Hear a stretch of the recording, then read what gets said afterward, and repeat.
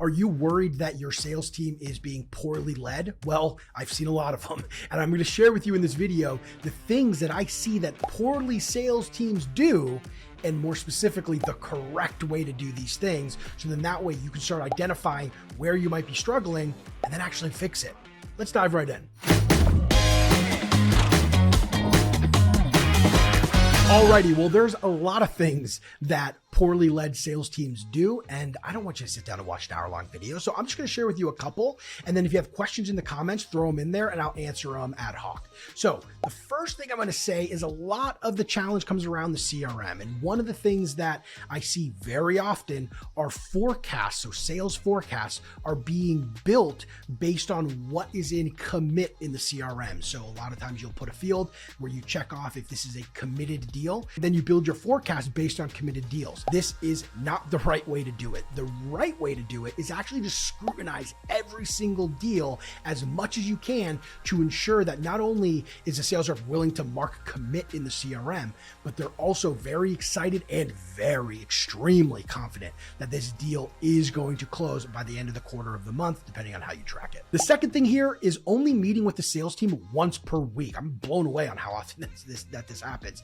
It is really difficult to run a sales team very well when you're only meeting with the team once a week. There are so many moving parts. There's blockers that pop up, there's support that's needed, and you really need to be meeting with them a lot more than that. So what's the best practice? Really? Daily touch points is what I recommend. You should be talking to your sales reps every single day as a team, especially if they're remote. If they're in person, maybe there's enough back and forth. You can meet every other day, but if your team is remote, you need to be meeting at least daily in order to have a good touch points with the sales reps and help them manage through any challenges they might have with specific deals. Number 3 here is consistently purchasing new sales tools.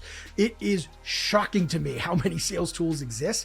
There's more sales tools today than there ever has been before, yet 58% of sales teams aren't hitting their quota. And that's based on a study done by Gartner a couple of years ago. So that's a problem, right? Now, what I see in teams that aren't run very well, especially when they're not hitting their number, which that's correlated, by the way, strongly correlated.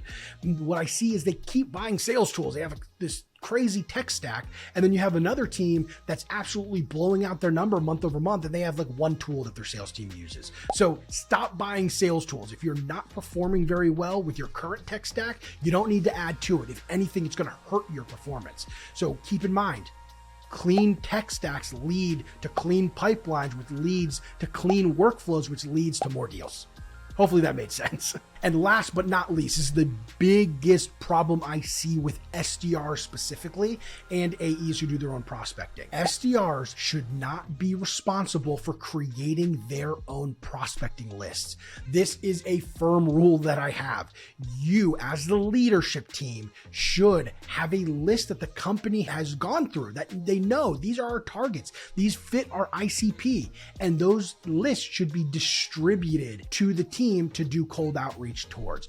It is critical that you're not allowing the SDRs and AEs to waste all of their time trying to build their own list. Now, look, if you want them to be able to supplement that list with a couple extra contacts, and you're going to give them, some data provider that has a Chrome extension or whatever in order to try to find a couple extra contacts, that's not a big deal. What I'm talking about is the core list.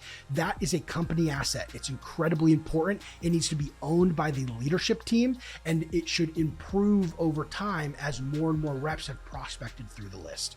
Alrighty, hopefully if you have some of those things going on in your organization, you can stop them now, start doing the right thing. If you have any questions or comments, put them down below. I'm definitely going to hop in there and I'll respond to you and give you a little bit of guidance if you need anything.